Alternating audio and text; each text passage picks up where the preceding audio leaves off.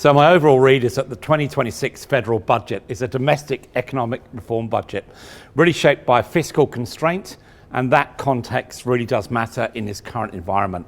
So the federal government is trying to respond to sluggish productivity, the age-old problem, cost of living pressure and weak private sector momentum. But it was also constrained by deficits, inflation sensitivity and limited room for large discretionary spending. That's why there isn't really a massive standalone technology package announcement here today. Instead, tech is embedded inside broader reform. The government is using digital capability, cyber, AI, identity and automation, really as a mechanism to improve economic performance and ultimately productivity. The direct numbers themselves are meaningful, but not necessarily enormous. We saw 654.3 million over 4 years announced for digital ID, as well as somewhat paltry 89.3 million over 4 years for cyber capability. And I made the point this morning at the Adapt Security Edge event, if you calculate that back to what cyber is allegedly going to cost us in the next year or so, anything between $3 and $7 billion, take 5 as a kind of starting point, and you can see that 89.3 million essentially is less than 2% of what cyber might cost us just in 1 year, and that's extrapolated at over 4 years, that $89 million. But the biggest signal, I think, is much more indirect than direct. So the budget explicitly links its reform agenda to $10 billion a year in reduced regulatory burden and a projected $13 billion uplift to long-run GDP. And this really is clear that will only happen through digital systems, automation and leveraging the true potential of AI. So the real story is that technology is really being treated as much of a program spend and more as part of the country's economic operating system, if you like. So when we think about whether this treats technology as infrastructure, a productivity lever, or indeed isolated spending, I would say primarily it's being seen as a productivity lever, moving more and more towards the infrastructure itself.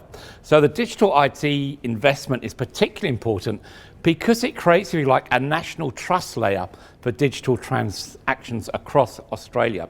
The cyber allocation, I believe, reinforces that resilience is becoming infrastructure-led rather than necessarily technology-led.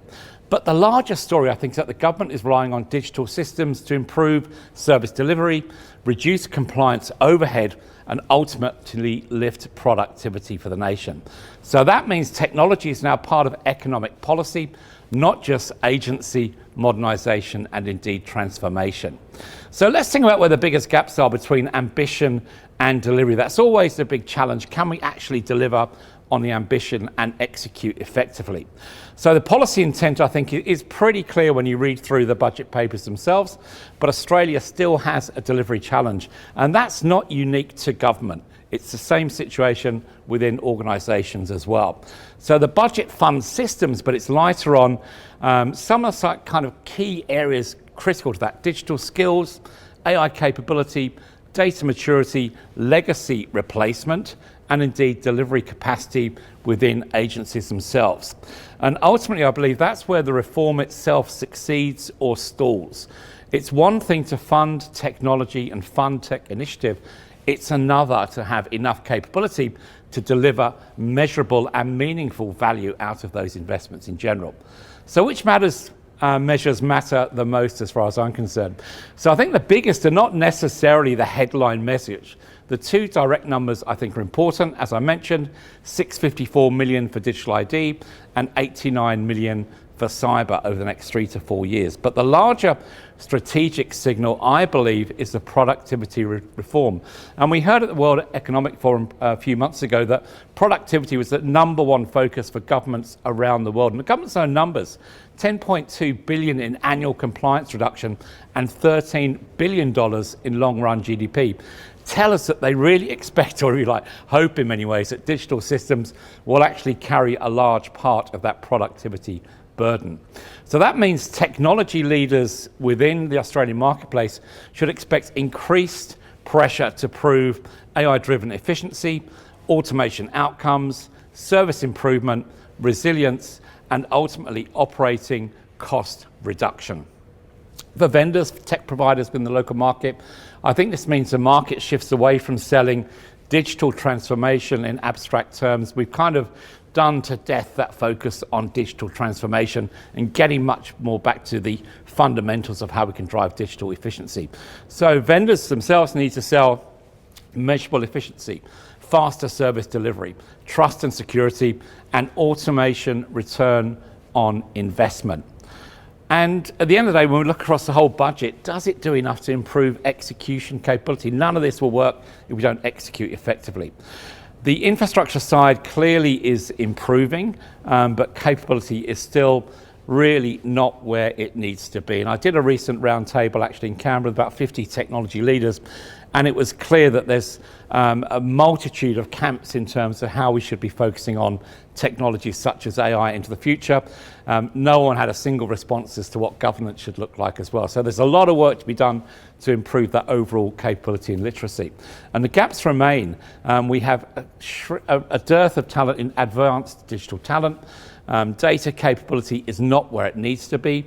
AI operating governance is absolutely nowhere where it should be right now, because we don't understand what those governance models ultimately need to be.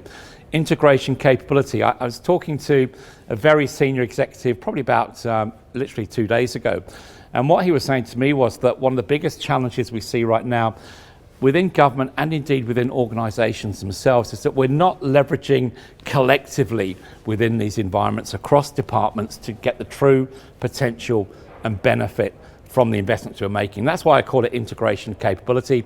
And then technical execution, how we execute on the technology investments to drive the best outcomes and benefits in general. So I would say the government has funded some important foundations, but not fully that sort of operating capacity required to scale them effectively. So what should we all be doing the morning, if you like, or now the afternoon after? I would say that when we read through the fine print of this, it's time to really treat this much more as a productivity mandate. We've seen a lot of initiatives taken to address some of the social challenges within Australia in general, but now we need to be showing measurable economic value from the investments we're making. And the immediate priorities, I believe, should be areas where how can we identify, for example, where AI can create real productivity gains in the next 12 months? So we've talked a lot about that sort of low-hanging fruit, if you like, in terms of how AI can help us improve productivity. But more than ever, we've got to double down, not just on those kind of very basic improvements, but how is AI helping us uplift overall productivity across the ecosystem of our organisation and indeed across the national infrastructure led by government. We need to strengthen our automation initiatives, reassess identity strategy as well. I was talking to William McMillan, the ex-CISO of the CIO at Security Edge for Adapt a year ago, but also here today. I'll be speaking with him later on. And he said a year ago, if we haven't got the fundamentals right now, we must get them in place. Things like MFA, for example, we must get them in place. That was last March. I just asked him again today, and he said to me, if they didn't listen to me then, they are now in real trouble at the end of the day. So elevate cyber as resilience infrastructure. And for tech providers, I talked to lots of vendors around the country. The message is simple, probably one of those messages it's always been. Stop selling tools, start selling outcomes, build those executive level relationships and drive the outcomes they're looking for at the organisational wide level. And the strongest positioning right now needs to be around cost reduction, workforce productivity, resilience, trust, and process efficiency. So 3 things fundamentally matter. Digital ID rollout, the funding is significant, but implementation speed is what matters. Procurement reform. The budget creates intent, but procurement determines whether demand itself becomes real.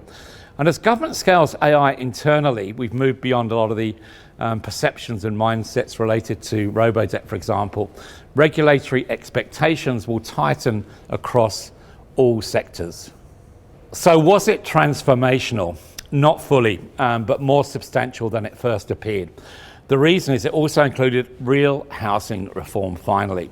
The changes to negative gearing and capital gains tax discounts are significant. They were really the holy grail of we will never touch these things. They were touched because the government has a mandate to do things. Unpopular with some, but popular with others. I asked a question of someone the other day, is it absolutely right that somebody who has $20,000 cash in the bank pays 50% tax on all of that, and someone making money from shares only pays half the tax? Fundamentally, the answer has to be no. So we can see 50% CGT, capital gains tax discounts, removed for future gains.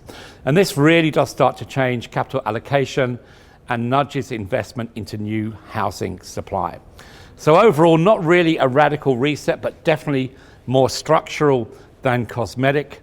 And the most important thing about this budget is that it acknowledges Australia's productivity challenge and acknowledges that it can't be solved without true digital capability. And technology is no longer being funded as transformation for its own sake. It's being positioned as, if you like, an economic instrument. And that changes what leaders should expect from every major technology investment moving forward, from budget night to whatever the next 12 months might bring us in this amazing world we live in. Thank you.